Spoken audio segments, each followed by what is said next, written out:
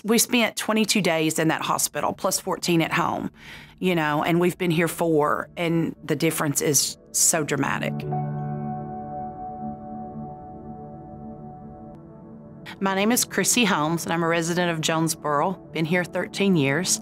My mom's name is Lenny Holmes, and she lives in Biscoe, Arkansas. Back in March, she was experiencing some problems with kidney infection, UTI sort of thing. March 21st, we had to take her to the hospital, though, closest to them, of course, to receive some care. She was there from March 21st to March 23rd to be treated for a kidney infection and then sent home with 14 days of antibiotics.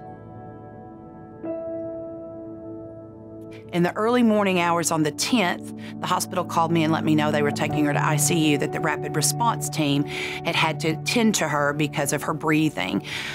She was not responding. She had a CO2 saturation of 100%. And so they were very concerned and they took her to the ICU. I hadn't driven out of Jonesboro very far, and they called back and said they were intubating her.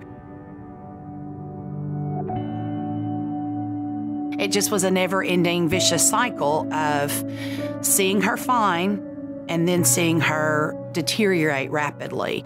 To have something new thrown on you every day, but never to see care given for that, or never to see medication or therapies given for that particular diagnosis was very frustrating. And to see her sit and suffer, it's unbearable. I was there waiting when she came in. It was amazing to see the team and, seeing former students working on her. Seeing familiar faces made it comfortable right away. Meeting the doctor right away made it comfortable.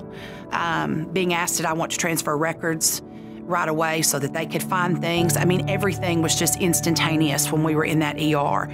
They were amazing. I mean, they stayed with her. They weren't in a rush. They wanted to make sure she understood what was going on. They wanted to make sure I understood what was going on. They wanted to explain options. They wanted to explain their thinking and their processing and their diagnosis of what they were doing in a clear and concise format for us, which was refreshing. Night and day difference, night and day difference.